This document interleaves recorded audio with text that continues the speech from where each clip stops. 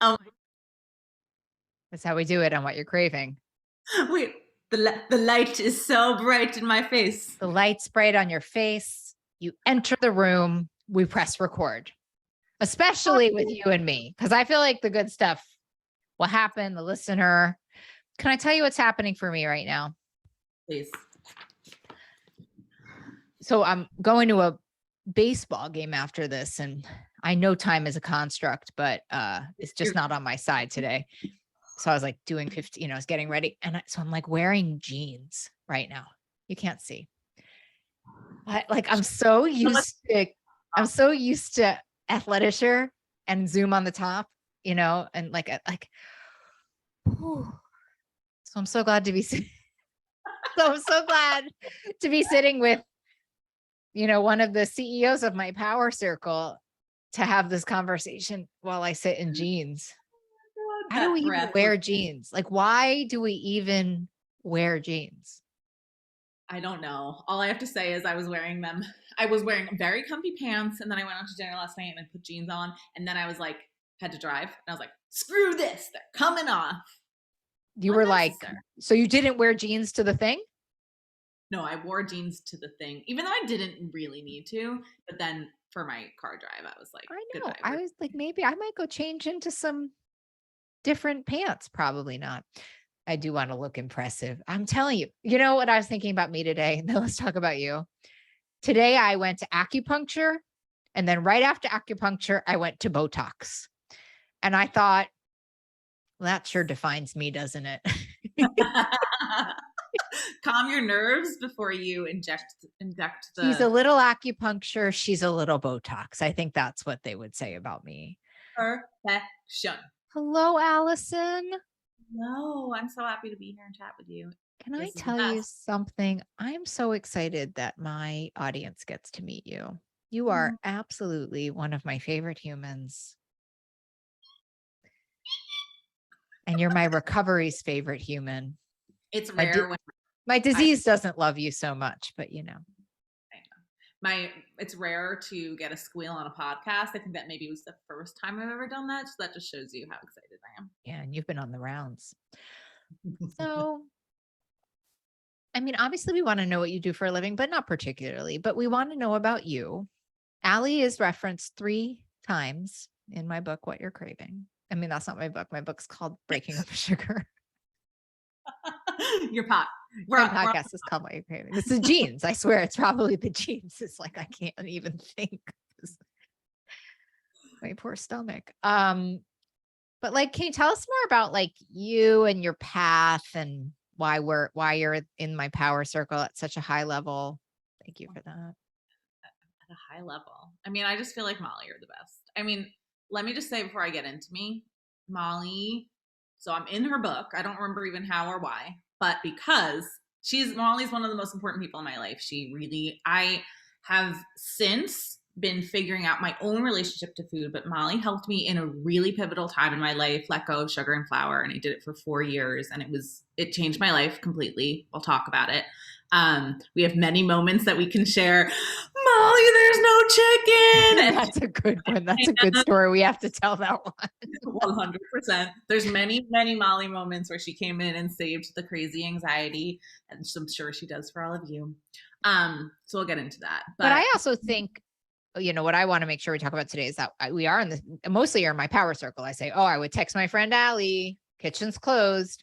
I want to make sure we talk about our power circle, because I actually also do think that what I found sometimes, and this is more of my early recovery, that like I could only have people in my power circle who were doing exactly what I was doing, right?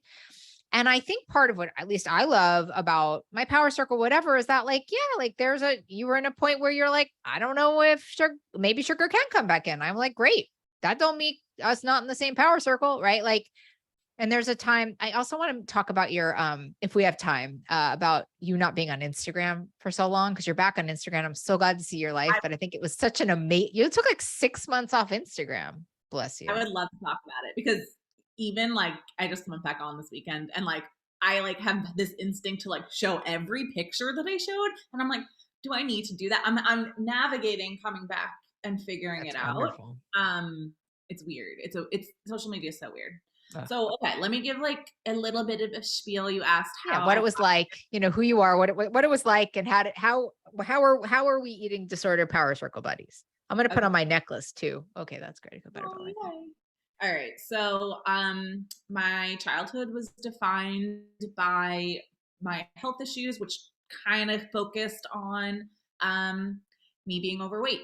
That I literally, like, I always tell this story. I think it shows exactly where I was in this time in my life. But I had my last summer of summer camp. Also, I'm founder of Adult Sleepaway Camp, so like Yeah. camp is a theme in my life. But it was the last summer of summer camp, and the girls, we were 40 of us, we sat down the first night and we were all sharing like what our goal was for the summer. And I had just lost 40 pounds because I had saw a nutritionist and was, starving myself, lying about the food I was eating, starving myself for the 2 days before the weigh-in, in diet hell. Allie, how old were you when you went to that nutritionist? So at that point, I was this age I'm talking about was like 13, but great Mm. question. This all started really in fourth grade. I went to Weight Watchers for the first time, ran into my teacher, was mortified because she was, not like the cool teacher. It was like, Oh, that's such a bummer. yeah, I mean, it would have maybe been cool if I saw It her. would have been maybe cool if it was like the cool French teacher, but no, I it was wasn't. just like, oh my God, I'm here in this sterile place weighing myself with this old woman. This is my, 11-year-old mindset. What's wrong with me? What did I do to get here? Oh, So it started then. And, I just was always like a bigger kid. Like, I posted a picture of my sister and I for her birthday the other day, and she's 2 years younger than me, but I look like I'm like 6 years older than her. I wrote, I love you, little Allie. It, I do love little Allie. I love Big Allie, but I love little Allie so much. I wish we could like flash that picture of me in like the red polka dots though. Mm-hmm. Right. Yeah, we're low budget here, unfortunately, but yeah. Do, do, do. Yeah, that would be great. But this moment, so then I guess a few years later, this is like more like sixth, seventh grade. We're sitting in this circle, and I say, my goal for the summer is to keep this weight off because I worked really hard. Mm.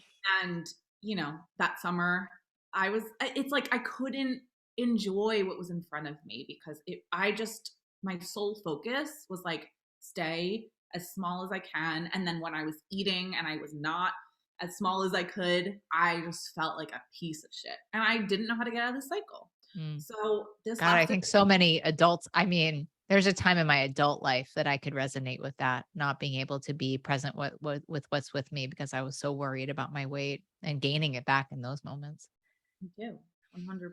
And then feeling so out of control in those times when I was gaining weight, Yes. right? Like, just like, and like, there's so many, layers to this story, but I will say there were two pivotal moments in my adult life that kind of broke open different parts of me and helped me leave a little bit of the diet culture behind. So one was when I graduated college. I had gained a lot of weight senior year in college, and I was graduating at a time in 2009 when the economy went to shit. So I was overweight by a lot. This was my highest weight ever. I think, I don't know where I was, maybe like 220. I don't know if numbers are important here, but I'm just saying it. I mean, I love a number. The more honest, the better, the more detailed, the better, in my opinion. I was 220 pounds. I was miserable. I was terrified. I did not know what the fuck to do. So what do I do when I don't know what to do about my life? I don't know where I'm going to get a job. I'm living at home with my parents. I'm feeling so horrible in myself. At this point, I hadn't had any romantic relationships because I was just so consumed about my body. Yeah. And let me add this too. This is going to be important because we're going to talk about this, I think, as part of how I got into this power circle piece. I had different things about my body, including having one breast bigger than the other in a major, major way that had me feel disgusting. Mm-hmm. And so it wasn't just the weight. It was also like the things that were abnormal about my body that kept me just in hiding. And honestly, when I was overweight, I felt really safe because I could disappear in a way that I couldn't when I was not overweight. That padding provided protection. Exactly. Because then it also became about the weight and not the other stuff. Totally. Oh God, is that wow. Yes. Yeah. So I just want to add that in there because it was a really big part of my story. And I And I ended think also, listen, I was just in a session with a client and she had such a traumatic thing happen in her family, and she said, I don't know what's wrong with me. I ate a whole apple pie, and then midway through the session, we're talking a little bit about trauma therapy, which you and I love. Um, it is a requirement in our power circle, EMDR. Um, but anyway, I just, she said, I just don't know what's wrong with me. And I said to her, you're the last person in the world I would think would want to eat an apple pie. I'm not sure there's anything wrong with you. And as you say that part about holding the weight, it's like you didn't want to be in that body. It just felt easier and safer than looking at the reality of that other stuff, which by the way is, totally normal and wonderful, but God, society's so tough on us. society's so tough. And also, like, my parents are the freaking best. I've healed so much with them, but like, Yeah, it wasn't your take if you mine too. I mean, I know my mom and I are besties, like $50,000, $500,000 in therapy later. crazy. Unrecognizable. See, that's another core value of ours. We heal the parental relationship. We've been through it. No, but like they just couldn't handle, they were not ill prepared. They didn't have the skills to handle a Oh my God. kid going through major health issues. I mean, the breast aside, there was also, I was dealing with health. I had PCOS, ended up developing type 1 diabetes as an adult. They couldn't handle my emotional world and so I felt so alone. So this is how I came to food, right? Like I couldn't handle the massive things, being told I wasn't going to be able to have kids when I was 11 years old at the doctor's office. Like that is a lot.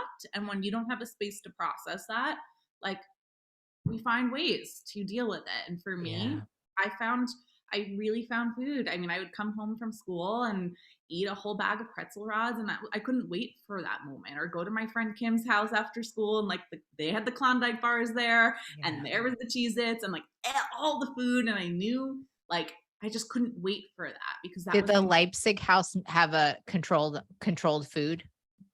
Oh yeah, we had snack rolls. That was like maybe the most like desirable. That was the sexiest food in the Leipzig house. like hidden in Yeah.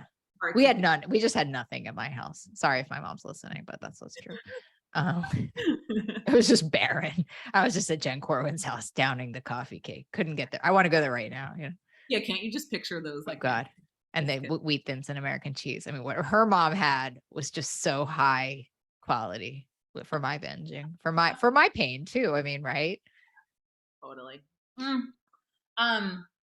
So okay, really, why don't I get to just like where I met Sure. you? Do you, Allie? I think this is people, you put your heart in the middle of a podcast, you're healing people no matter what you're saying. But sure, we should probably talk about other stuff, but I'm here for all of it. Yeah, this is great. I mean, I just meant more like, so the two moments. So, okay, I graduated college and then I was like, what the fuck am I going to do with my life? I just was at a really, really low point. Of course, I'm like, let me hire a trainer. Let me lose weight. That's the solution. But this time the universe was on my side because I hired a trainer. Her name was Kelly. And I was like bitching about a friend of mine. I was like, she's dealing with college graduation like horribly. Like I just was like totally projecting on this friend. I was just like, oh my God, like what is she doing? And my trainer was like, you should buy her this book by Marianne Williamson called The Gift of Change. And I was doing anything this trainer told me to do at this point because I just was like, someone cares about me. There were many people in my life that cared about me, but it felt like only Kelly cared about me. Oh, I love Kelly. Love Kelly. So I got the book and I looked at it and I was like, I can't give this to my friend. This is very passive aggressive. Because my friend wasn't asking me for advice. Yeah. It would have been an unsolicited gift. Yeah. Yeah. So I was like, why don't I open this book? I opened this book. Exhale beyond belief, because all of a sudden I'm looking at language that felt like I've been seeking this my whole life, where we're talking about miracles, seeing the good in. I've never read this book. I haven't read it since, so it's I might been have to buy it right now on Audible. I'll put it in the show notes, everybody. Don't worry. gift of change. Yeah, 14 years ago. I really even honestly don't remember exactly what it's about, but I just remember feeling like I'm home and Mhm. there's a whole other way to do life that I Mm. haven't had access to. And I'm going to dive into it because I don't want to be here where I am. That's a And spiritual moment if ever there was. That spirituality. Oh my God, I can shift what I choose to believe right now. Wow. yes. And then I like dove all in. So my path was really, I really went the spiritual direction. I was a part of the group coaching circle in New York City. I met all these incredible women my age that were also like, whoa, meditation, cool, green juice, yay. Let's let's do all the things, yoga, let's build our own businesses. I mean, I was in a really special, moment in my life, and it was incredible, and I was just so open. I'm a Jewish girl. I went to church.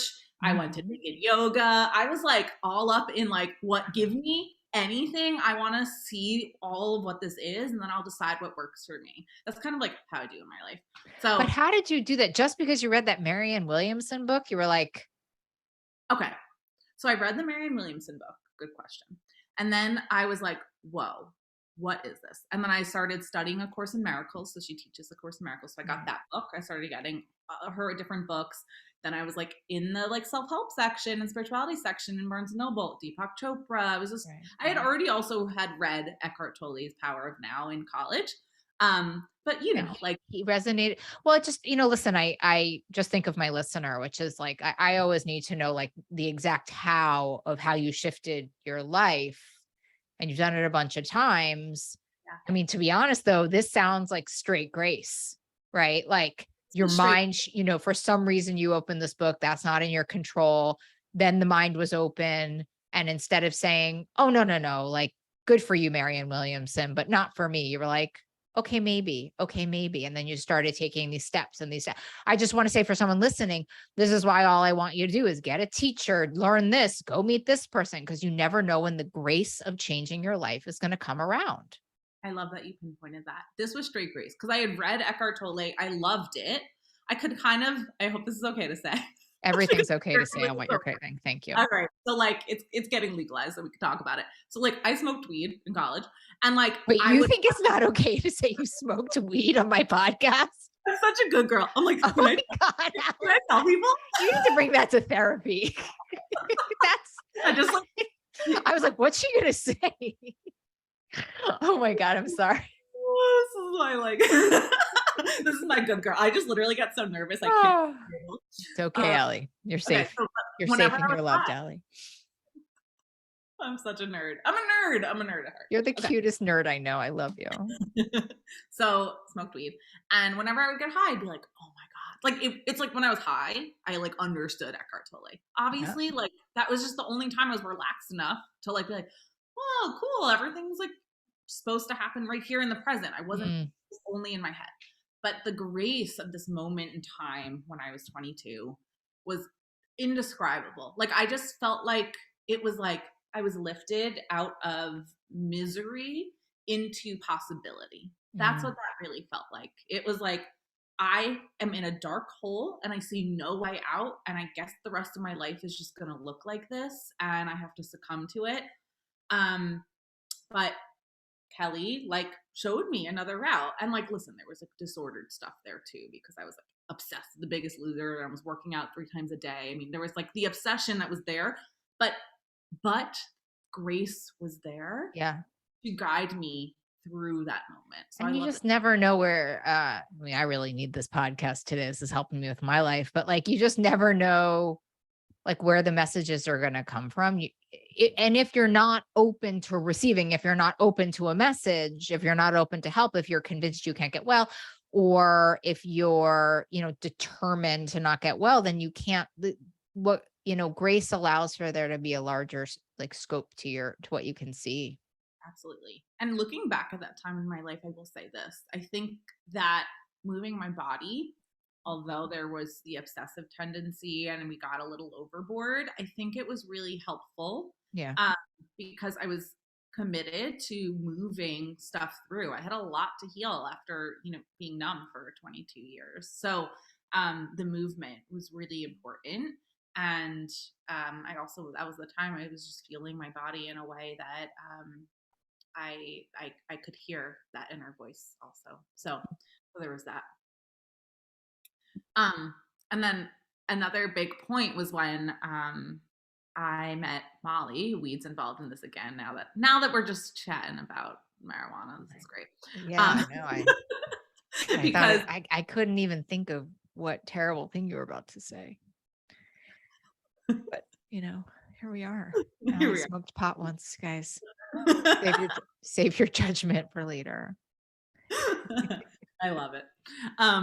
So my ex-boyfriend, so my boyfriend at the time, he was a big weed smoker, and I was really in the place of trying to control his smoking, because I was like, why aren't you connecting with me? He'd come home from work and completely just check out, and it was really difficult. And my therapist said to me, because I would come in week after week kind of complaining about it and trying to figure out a solution of how to change his behavior. And she said to me, well, let's stop focusing on him. How are you numbing out? Mm. And I was like, still food. And it was so hard to say. I was like, still, because mind you, I had become a body confidence coach. I was blogging about all of this. The best part of it, I'm so glad you brought it up, because then I was gonna have to. I was doing all the things, guys. But Allie, what was that like? Like, I'm so curious about, like, you were in this depth of pain with food, and yet, I mean, by the way, I completely relate, because I was a very actively addicted eating disorders and addictions therapist. And like, did you have an awareness about that juxtaposition, that you were struggling with the food and also saying, love your body, and like, where did you land on that, or was it just blind spot? It was a blind spot, It's because fascinating, isn't it? I think for me too, sometimes I would have like a little opening, but it was too painful, so I had to like shut it down. yeah, that's what it was for me. I think I also had some moments where it's like, this Right. is still right, but like, this is what we do. Like, I So, am hungover telling her to stop drinking, but that's her right. problem. But I'm like, fine. but this is just how we manage. So like, it's Mm, normal. Like, it was like mm, normalized, and also it was better. I felt better than I had in those really dark moments. So like, I didn't have this like understanding that I was still not free. Like, I didn't know. I wow. actually really thought that I Yeah. was doing great, and in comparison to where I was, absolutely. Mm, But the thing that was, so I do remember feeling like had to work really hard to like feel okay in my body. Like, I had to have like these different like rituals, and I was talking about this like freedom and body confidence, and like teaching classes and becoming, I was like in Lucky Magazine spread, like modeling shapewear, and then on the right. Today Show, like I was this like outward facing, like, oh my God, I'm feeling amazing in my body. And the fact that I could do those things, to me, showed me I was. Mm, But what I didn't realize was that I was working so hard to try to convince myself that I felt good. And we've talked about this, Molly, where like there's a difference between, like, love is a verb, right? This is like something that I've taken from a lot of our conversations. Love is a verb. So like when we talk about body love and self-love, like, okay, like saying an affirmation in the mirror, like, I love you, body, like there's can be a dissonance, a cognitive dissonance, if you're not actually taking what loving action. action looks like. And Yeah. that was what I I didn't know how to love myself. My new favorite slogan, which I hear all the time right now, is "You don't know what you don't know." Yeah. Isn't that so healing? I'm going through a lot of stuff like this, as you all know, but like, it's like, and all these people, everybody in my path is like, well, you don't know what you don't know. And now you know. Isn't that just, for those of us who regret the past and what did I done? I should have known. It's like, yeah, you don't know what you don't know. And now you know. Totally. Isn't that beautiful? It's Yeah. very Southern. I think it's Southern. All my Mm, Southern friends say it to me. it's really gentle. Isn't it? It makes you want to change. Yeah. It's Right. like, Because then it's like, then it's okay if you right. change. I'm like, oh, okay, cool. So I was like, I can't believe I did it again. My friend's like, yeah, you don't know what you don't know. And I was like, okay, cool. I'm going to let it go. And I'm going to go like move forward now. Beautiful. I know. This is why you got to have a solid power circle is what I'm saying. Can you imagine? No. I'm going to say filtering out is like, I couldn't have people in my power circle that would be like, you did it again. What's wrong with you? Which is only their own stuff. 100%. If we fast forward to when, you're in that questioning part about like, I don't know, sugar, if I was like, Allie, you are addicted. In my experience, maybe, can you imagine if that was the kind of stuff I was saying to you? Like, you know what, Allie, in my experience, it doesn't work for me. I remember you came over when I was out in the East and you're like, I'm so hungry. I was like, oh, let me get you something. I have this. You're like, well, I don't eat sugar and flour. I eat sugar and flour now. I was like, okay, well, what do you want to eat? You were like waiting for me to like say something. I was like waiting for the moment to tell you. But you're like, I observe it so well. I'm like, okay, like I have chickpea pasta, I have this, I have this, I have this. And you're like, well, I eat sugar and flour now. So I was like, okay, but like, what do you want me to make for dinner? Do you want pasta? Like, I'm happy to eat. I had so much shame. I had shame about it, which was interesting. Like I was like, oh, Molly's the sugar-free queen. And I like, and we had, it just, as I mentioned at the beginning, you'd helped me so much. So I was like, I didn't like, it was almost like, I felt like a little girl, like telling my, which is not what this is, but what I came to that conversation with was like, oh my God, like I'm going to tell my mom that I had that 100-calorie snack pack extra one. And she's going to tell me that, like, why would I do that? And then she'd reprimand me and I'd be in trouble. Right. Primary function of shame is to protect ourselves from rejection, like it makes, I mean, and by the way, like it's such a shame to be me sometimes. Like everybody always has like the worst ideas about what I'm going to say when you're in deep pain. Like really, we really underestimate our friends, like the idea that I'd be like, sorry, Allie, it's over now. We're done. Thanks. It's been a good run though. Thanks for saving my life, but we can't be friends anymore. That just like showed me so much too, just about, like, because we don't all have to, the whole point to me, and we're skipping a lot of chapters, but like recovery in its set essence is for me recovering my sense of self, like who I am and my ability to tune into who I am. And so it was and is recovery for me right now to find my pathway with food freedom in the way that it's looking for me. And it's amazing. Like it's really, truly life-changing.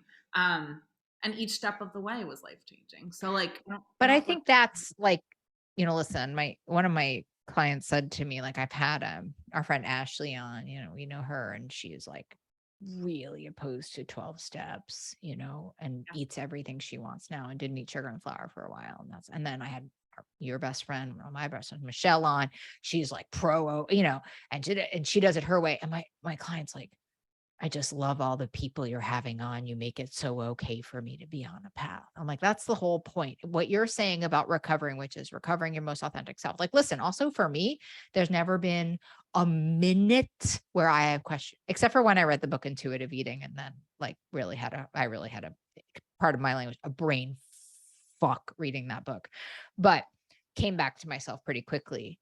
For me, it's like, there's never I mean, sometimes I challenge it, but I never question it, like I am a straight, like sugar and flour does not process in my body. It makes me angry. It makes me sick. It is poison inside of my body. That is but that is, somebody tells you one way, run away. I love this definition, Allie. Recovery is recovering our most authentic self. It's like our God self, our highest self. And that's for a lot of us who have parent trauma and start this early. Like, of course, that's going to be some research. Like, hello. Of course. And of course, it's going to change. Like those 4 years of no sugar, no flour, no alcohol changed my fucking life. I ended that relationship that I was just talking about. Molly, I saw her the day after. Will never forget that. Anyway, can I just say about the day after she broke up she was like, okay, so we're going to go do this and we're going to go do this. And then tomorrow I'm going to go to this brunch. And I was like, tomorrow you're going to be passed out in your bed. You're not going to be able to move. You're like, no, I'm fine. And then you call me that Sunday. You're like, I can't move. I'm like, I know. You just went through like a huge shift in your psyche. Yeah, totally. Well, that was my first breakup. That's so all of us though. I always think I can do so much more than I can do when I'm in pain. Oh my God. Totally. You don't realize the impact. Yeah. For So sure. then what happened? So then you were 4 years off sugar and flour, no alcohol. I didn't know the no I, alcohol part. This is new to me. well, no alcohol was 2.5 years, Oh, so not okay. the full 4 years. But the no alcohol on top of the no sugar, no flour. I mean, number one, I really truly like started to feel clear in my body in a way I hadn't before, so I could hear that internal voice. I I mean, think it's this a was, lot of years off sugar and flour. I mean, it does make sense that you might want to go test the waters. yeah, totally. um I This is, by the way, like all the like hardcore food addiction people are like shaking in their boots. You know, if you have a reaction, if you're a no sugar, no flour person and you just had a reaction to what I said, just breathe. Like, it's okay. It's totally It's okay. It's Allie's process. None not to be yours. Maybe one day it will be yours. It's okay. I just really believe there's no right way for every single person, and we have to I find our way. know. Diet industry sure doesn't, sure disagrees with you, Allie. Yeah, well, honestly, like it's, I mean, it was really scary for me to start. I don't know if we want to talk about this, but it was scary for me to like be like, oh, okay, let me see what else what I can handle. Like, let me see. But to just to go back to those 4 years because they were incredible. I mean, I found my like real soul passion, which is Tibetan sound healing, which Allie and I went to Tibetan sound healing school together. this is where the chicken incident happened. Can we talk about it? Yeah, it's so good. Okay, so this was a retreat. We went up to Saranac Lake to learn sound and vibrational healing with our teacher and mentor, Kathy Hamer. Look We her up. did bowl healings on each other for 4 days straight. Yeah. That's why we're so close. I know Allie's soul. Allie knows my soul. Here we are. Lots of tears. Lots of tears. So this was my first, I don't know if it was my first time going away, but I was like really in a raw moment. Like I was like I'm in 12 step also. So I was in my fourth step in OA and like But you were really also in very early, I mean, OA would call it abstinence, but you were sort of in early commitment and you were so like, and I think many of us have to be this way. I had to be this way in the beginning. You were like, this is my plan for the day. Like you know, like we have to go to the market, we have to go to this. And they were cooking the dinner. And I think that to me, like, this is like a very common thing. And especially in the beginning, you were like, I have to have the 4 ounces of protein. That's what, and you know, I mean, we could talk, this is on podcast, but like, I'm, you know, being scared of getting hungry, like all of the things that come with like, when you're really making that change. And I think it's a function of even commitment. Like, I want this to work so badly that I'm ready to be in this thing. And here we are, you know? like I really, really wanted it. I wanted to be like perfect at Yeah. Because I think also you wanted freedom. You had a taste of what it, no pun intended, of what it could feel like to have this freedom you never had. And then we're like going on this trip where like, they're like, yeah, we brought a chef and like, it's vegan. And Allie and I are like, okay. But I prepped. This was the thing that freaked me out in this moment, right? Because I was in such early recovery. I had prepared them and I said, hey, I need to have protein at my meals. And I know it's the vegetarian menu. Can you add some chicken in at these meals? Like I looked at the menu, I did all the pre-work. So I was like, I'm doing really good. I showed up for myself. I asked for what I needed. And then I show up and those things weren't there. And I lost it. I like started freaking out. I just didn't trust myself. I'm going to lose my abstinence. I'm going to start binging because I don't have my protein at dinner. Like what's going to happen? How am I going to feel?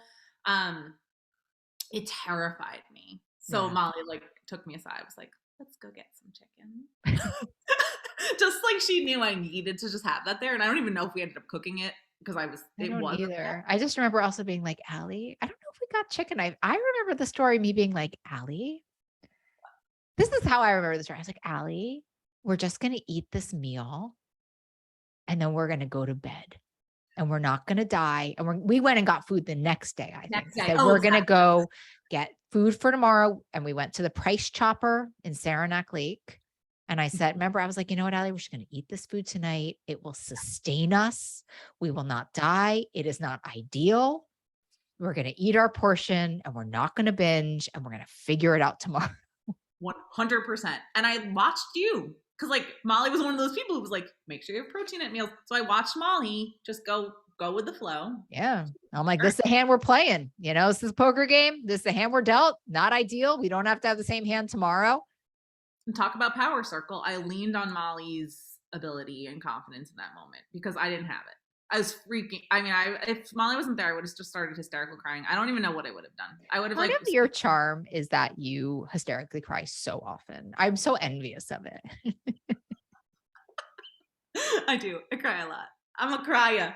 It's such a beautiful part of you. It's such a natural. I sometimes get that way, but you're the most just start to cry for no. I love it. I love it. I love it. And I've gotten to sit in so many of those precious moments with you where you're just there. So yeah, then I think in the beginning it was like an uneven power circle. Like I was more a heavy hander because you were so early in the game. But then, because you and me, kid. But I think there was also this interesting, and this is what was interesting about me getting into recovery. I guess I was like in 30s. I had 10 years of like deep diving into spirituality. So we met there. That's right.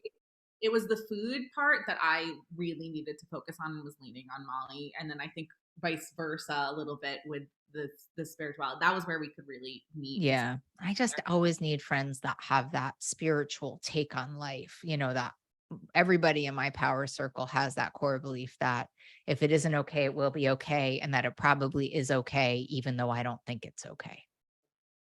And sometimes I was on texting with Julie Reisler, who's also in our crew. It was a sick crew. She was on the podcast too. And she was just telling me this like amazing story. Actually, it is kind of an amazing story in which she was going to buy these protein bars that I told her that she could have. And no cows? I could tell, like, I love it. Wait, are they no cows? No, they're raw rev. And I could tell that maybe she shouldn't do it because she was wanting to get off the phone with me so badly. I was like, do you just want to get off the phone because you want to go buy those protein bars? She's like, kind of. But, I don't get involved. I try not to give unsolicited advice. I'm not so good at it. So anyway, she tells me the story today and she says, you're never going to believe it. Amazon canceled them. And I took it as a sign. And I didn't even reorder them. And I said, you know what? I'm not feeling so faithful today. So I'm going to borrow that story. And she said, you got it. And I believe in you. And I just thought, wow, I just have the best people surrounding me. And then I get to talk to you. It's the best. I mean, we really should we get into like, I think because I want to teach everyone how to, I think I want to teach everyone how to be a good power circle member. And that's what you and I really think we do it. We also have a lot of like codependency work in us. I'm going to close my shade, but we have a lot of codependency work in us. And I think it's a real core value here for us, which means for those who don't know what that means, like I stay really detached from your problems. I don't make them my own. Like in some ways I make them my own. When you're really struggling in a relationship or you're really, mostly that, right? Because then that's when we eat. Like I really care about it, but I don't envelop myself in it. You don't take it in as your own. Right. Which I think makes me a good power circle friend. Yeah.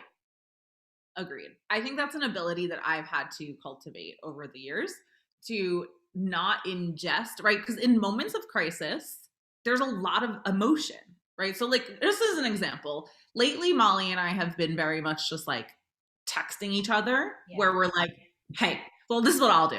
I'm like, Molly, I'm activated right now. I'm so uncomfortable. I don't know what to do. I'm pacing. Just need to tell someone.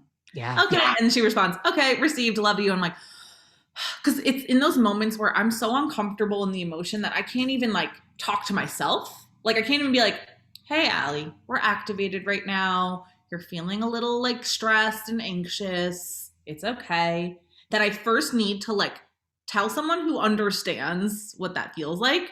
And Molly, I'm just like, yo, Molly, I'm feeling this. I'm also like not sure at this point in our relationship that you like just need to tell someone this. I hope you know, because I think that's important because actually like I know that my job, and this is an unspoken part of our constitution. If I said, Allie, what should I do? Or I said, like we Mm, don't give unsolicited advice. We just don't. Well, sometimes I do, I bet, but you don't give unsolicited advice. But so the word we use, and I want to encourage everybody listening in your power circles to use the word. It's such, you came up with it. This is yours. I learned this from you, because I would write things to you and you would say received. mm, And right. first, when I got it, I would be like, can't you fix me? What's wrong? Fix me, Allie. Fuck you. Fix me. Don't, but then it, as I thought about it more, it sort of is what you need when you're struggling. And if you need more, you ask for more, but you do need somebody to open-heartedly receive what you're saying. You're saying, this person is getting me, so my family just, and I'm like, received. I hear you. Yeah. I am holding this with you. You are not alone in this feeling. Yes, exactly. Exactly. Received 100%. I love that. That's up there on my favorite parts of our relationship. Honestly, Oh, I think so it really is the word received, and it's changed. I think it's changed how I've been in all my friendships.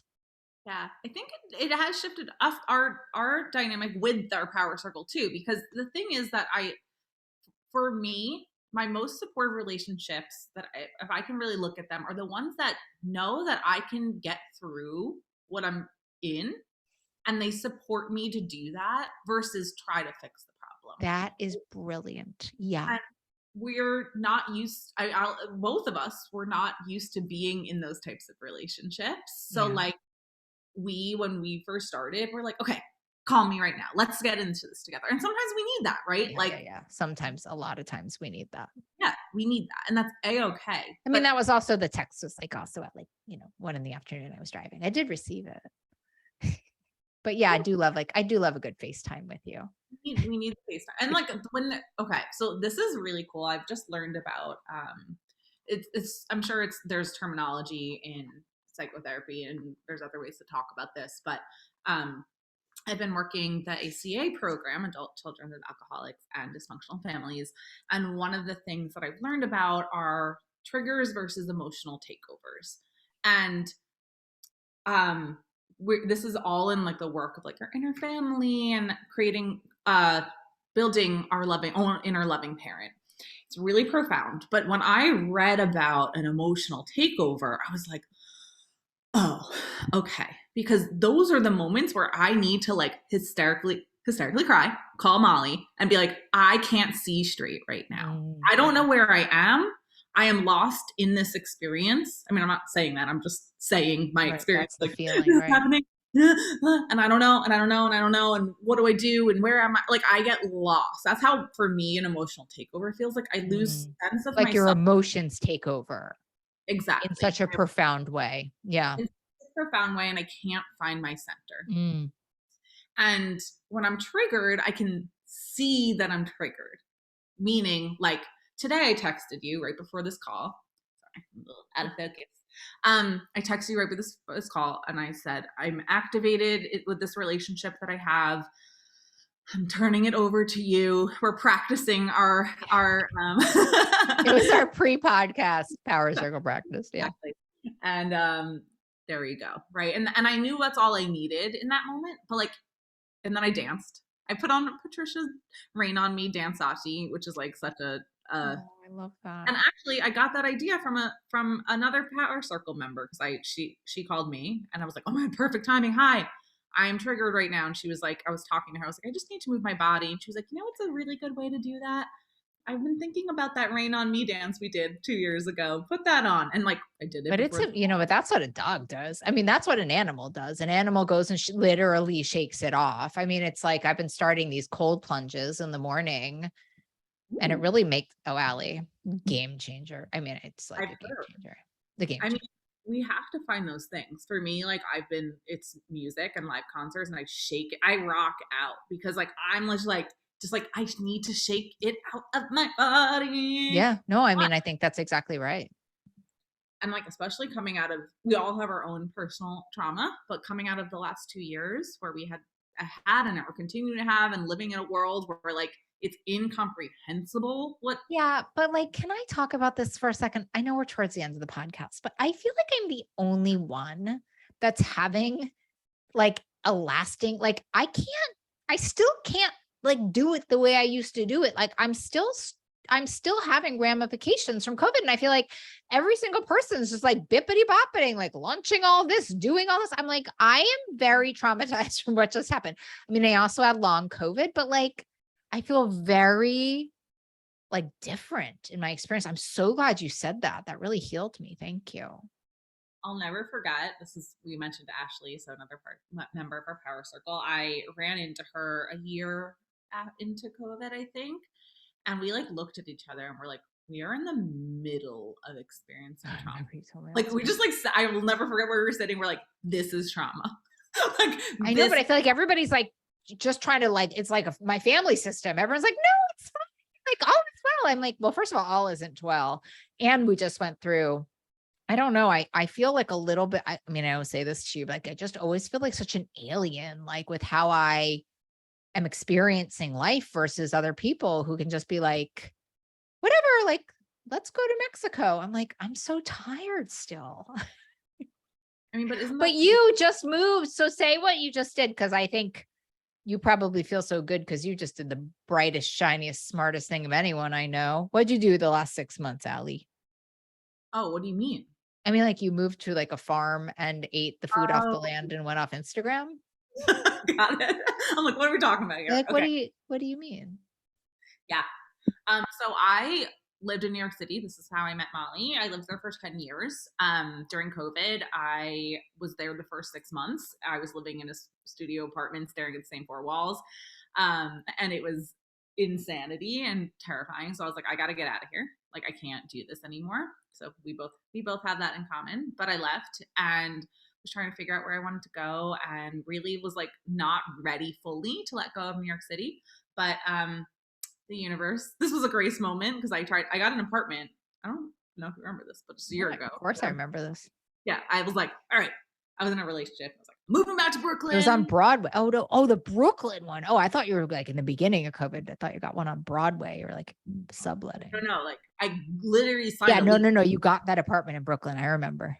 Oh like, God, I remember that story. Yeah. And this is like, we could like go like two different ways. I moved to the Catskills before. So I was like living the mountain life, loving it. But it was like, this is just for this time. And then I'm going to come back and like do the thing that I know to do. And this is where like my life is going to happen. And I signed this lease and the universe had a different plan. My landlord basically kicked me out. I was like, fuck, what am I going to do? And I remember this was a grace coming to moment. I was sitting, my ex had taken me to this like beautiful place upstate for my birthday. And I was like on the land walking around. And I was like, what am I doing? I love it here. I'm happy here. And I turned to her and I was like, I'm really happy upstate. I don't think I should come back to the city. And that was really hard to say out loud. I was like in this like relationship where I was like at this moment where like I kind of like I knew if I was gonna move, like it wasn't really gonna work. Right. I wanted it to make it work, but it wasn't gonna work. But I had to listen again, talking about recovering my most authentic self. I heard that voice, and I know that the more that I push that voice away, the more suffering I'm going to experience. So I just like, even when it's scary, speak out loud, say it out loud. Here's my truth. And that was my truth. And now I'm like up here. I'm living on a lake with one of my best friends, which is also so miraculously amazing. Like, yeah, surprise of my life. But like, you guys should do a podcast on how you make that work too. But that's, we've been talking about it. Like when roommate life is good. Roommate life is good. Oh, it's great. Like, I mean, why not? When relationship life is good. I mean, any relationship, roommates, romantic, friend. Come on, my dog and I mean, you know, it's like so I don't want to say shocking, but like I've lived alone for such a long time. Yeah. That like I just like never thought in my mid 30s that this is where I would be, and I'm fucking loving it. But where did you land on the relationship with food? Like where do you live with it now? Because you sort of were in all of this, like, and I believe like when we do that, like, it's just like our child, like being like, I need to try this. It's like adolescence. That's what you're supposed to be able to do in adolescence before your Oh, mom only lets you have pretzel rods, you know? I love that. That's so true. So that was what was happening during Allie, COVID. remember when I was like, let her eat? What did I say? Yeah, Let what her did eat what she wants. Let her yes. eat what she wants. That's what I said to Allie once. You're like, what was it like? I just want to have this. And I'm like, Allie, it's your inner child. Let her eat what she wants. Oh, that I was made you so put that on your refrigerator, remember? oh my God, I forgot about that. And like, because I was fighting it. I felt that just like try, like eat, have a cookie, like have Right. I this was like, thing. let And I her was eat like, what she wants. no, like I was like, no, no, no. Like everything we've gotten in our life has been because of of being absent from sugar and flour. Like you can't do that. You'll ruin it all. Same feeling with like not having the chicken, right? Like you'll ruin it all. And she said, let her eat what she wants. And I remember just like hysterically crying. Oh my God, I love how maybe this is just me being dramatic. Every story is that. But I think that's the piece of like, it's praying to the wrong idea of recovery when, listen, like I'm recovering from alcohol. I remember my 4th month, I accidentally drank a rum thing and it went down my throat, and it didn't mean that I went and drank, for the end of time. And I think they don't know that that happens with like one cookie. Like it might, and you know what? Then you'll get it back too. Like your recovery can't be that fragile. You can't be that fragile. I'm so glad that I did this because and part of it was I wasn't doing it in secret. I was talking to people about it, That's right? beautiful. That's the whole thing. Yeah, I think that's like a real good distinguisher. If you're doing it in secret, that's just, well, that's Then not living your fullest self. exactly. So I was working with my sponsor on this, and I just slowly like was like, okay, let me see what it's like to make these like oat cookies in my kitchen during COVID. Okay, and Mhm. like I had a few, and I was like, okay, and I didn't like. I thought, oh, the next day I'm gonna want this. No, they stayed in my fridge, and I was like, okay. And then I just like would try different things and adding them slowly. Um, I did have a point last year, and this was in this moment of Yeah. Brooklyn and figuring out upstate, where like I was just really internally in a moment where I was just like struggling. I was in conflict because I had two different parts that were wanting two different things. And that's when the food got a little out of control. Like the sugar was every day. Mhm. And I was like, okay, like like here we are. What do I need to look at? Right. To me, it just started becoming like, this doesn't feel good. And I remember we've like, and we do this with each other, like, okay, I just need like 2 weeks back on Yeah, like, that's because I remember you texting me being like, you know what? I need you to give up sugar again. And I remember yeah, Jen, your roommate, was like, Allie, like she actually was the one who said it to you, like, Allie, like, oh no, that's because you were so emotional after you gave up sugar. But yeah, and I want to support everyone listening and their path. 100. Like I mean, that's the whole point. You're like, oh, you know what? I really need to have my food be a lot quieter. And I know it's very quiet when there's no sugar in it. yeah. So like when I do that and I give myself 2 weeks of like, okay, I make sure I have my 3 meals. I make sure I like cook for myself. I am having minimal amounts of sugar and flour. I get back to my baseline. I can hear myself again and I can make Mm. conscious choices. Now, what I'm experiencing living on this land and having slowed down my pace and gotten off social media, I am feeling fullness in a way that I've never felt before. Like I ate salad from my garden. I had this dinner. I'll never forget it. I had salad from my garden. I had some a local burger that I made, and I had a few bites of the burger. I ate my salad, and I was so content and full. And I just left the rest of my plate, and I was like, oh my God, I really think I'm actually experiencing fullness in my body in a way that I never have before. And that gives me such confidence and trust in myself that, like, okay, like if I want that ice cream cone, I'm going to have the ice cream cone. I'm going to eat what I want. I'm going to throw away the rest. I'm going to not have it the next day. And like that's been my experience, which is miraculous. It's If you miraculous. talked to me at that chicken moment in Saranac Lake where I was freaking out that I didn't have a protein, I never would have believed you. Where I said, like for the most part, I'm totally in control of, like, I don't want to say control, but like I feel I'm We making have really neutrality. Listen, and I need to say, like, I love that. And for me, it's like if I saw ice cream, I would think that is going to make me tired. That's going to, and like, that's my biology. I mean, biodiversity is such an important part. And I want to say one more thing, for me, like, I actually remember my first year at Soul Camp. I was so scared. I think I was maybe 5 years abstinent my first year, maybe 6 years. I'd never had Ezekiel bread because I thought, oh, I can't have that. I will eat that whole bag of it. And that is not for me. And we had to get on a bus. There's nothing I could do. And I made Ezekiel almond butter sandwich. And I thought, well, I can't eat the whole thing of Ezekiel bread because I'm on a bus. So let me try it out here, And it was like, again, it was like, oh, this is just satisfying to me. I can do this. And this is how we learn. And maybe you stay in the very basics of your relationship with food and you never go outside, and that's okay. But there's something very spiritual and something very, in your definition of recovering, very finding of yourself in just doing that experimentation, and then even knowing, oh, let me come back. Oh, let me come back. You know what it is that feels different for me and what I've needed to experience just in this period of my life? It's finding my own limits and hitting those walls and being like, oh, that doesn't feel good. Oh, that was too much there, right? Like, you don't make it like, a judge and jury when you hit them. If you don't, that's the whole point. If you don't make it judge and jury, I'm a bad person, you're like, it's literally scientific curiosity and compassion. It's like, that's the whole point. You are the whole point, Alison. The whole point. And honestly, like, to the ice cream point, it's like, do I know that I'm going to not have my most clear head after I have ice cream? 100%. So like, it's like, I'm making, again, a conscious choice. Like, okay, like I had it like maybe 2 times this summer. It was like a beautiful summer day. I like was driving by the like local cool ice cream stand. I was like, let me have a kid scoop. And I like gave my inner kid that ice cream. She really needed ice cream. Just really needed ice cream. And like, Rob Wergen always says that, like, maybe your inner child just needed a cookie. Like, it's really funny.